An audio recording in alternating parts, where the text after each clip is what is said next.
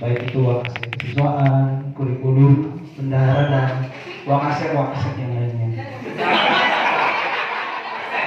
Ya, dan guru-guru hebat yang saya hormati, staf TU dan seluruh yang hadir pada hari ini. Alhamdulillah, terima kasih atas waktunya. Di sini saya pertama akan menyampaikan hasil dari BIMTEK yang dilaksanakan pada tanggal 16 Oktober 2023. Di mana di situ saya datang ke Pandeglang, undangannya ke Pandeglang, dan di sana ada 3 pemateri. Materi pertama dari Dinas Kesehatan Provinsi Banten.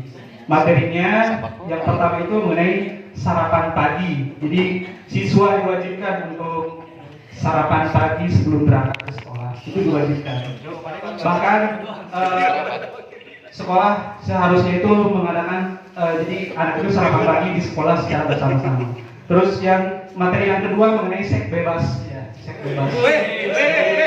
Hati-hati terhadap seks bebas. Luar biasa ya ketika itu kita jadi bersemangat gitu. Sekarang saya menyampaikan secara garis besar materi yang disampaikan pada hari itu. Nah, terus yang selanjutnya mengenai obat-obatan yang dikasih oleh puskesmas ke SMA, ke sekolah-sekolah. Biasanya katanya puskesmas itu suka ngasih obat, betul Bu ya? Suka ngasih obat anemia.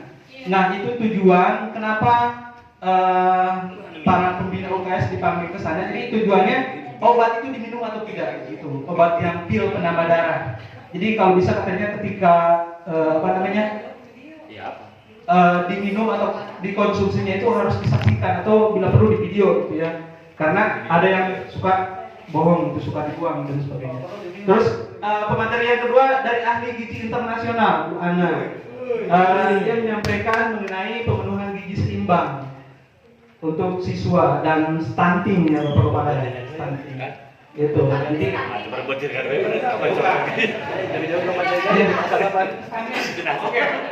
kalau dijelaskan lama waktunya. Oke, itu dan pemateri yang terakhir dari Pak Kadis. Itu Pak Kadis, karena Pak Kadis juga hadir pada waktu itu.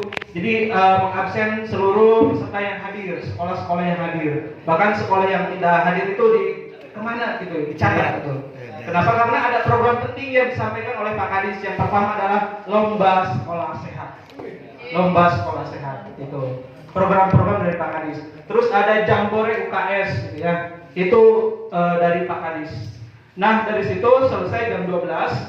Ketika selesai saya disuruh untuk membuat RTL, rencana tindak lanjut pembina UKS ke depannya seperti apa setelah datang dari sana.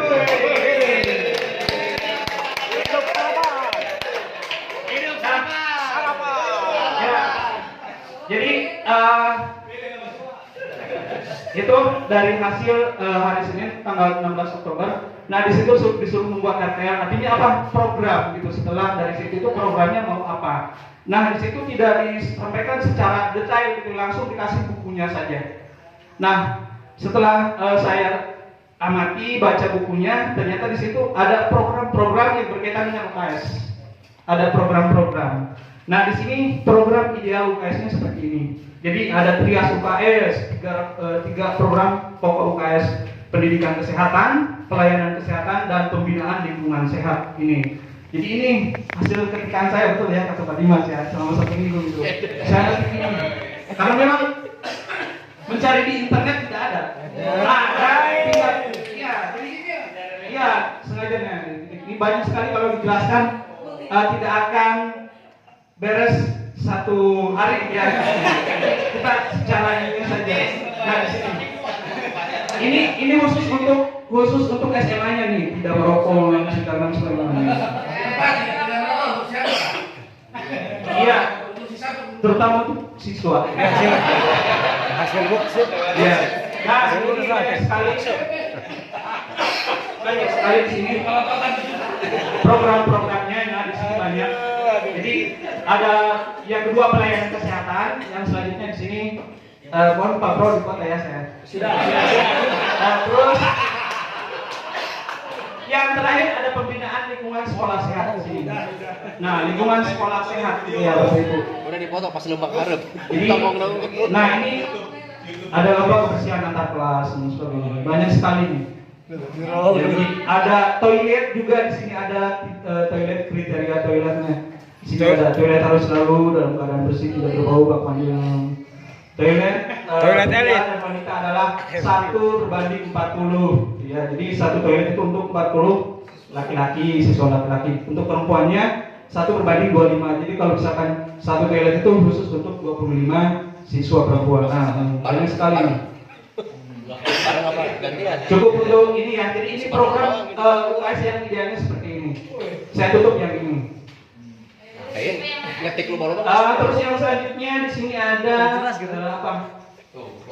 Stratifikasi UKS untuk SMA. Jadi ini apa namanya Pak Toma? Stratifikasi itu ranking ya, maaf. Jadi ranking. Kenapa saya nanya ke Bambang? Karena Pak Bambang udah tahu gitu ya.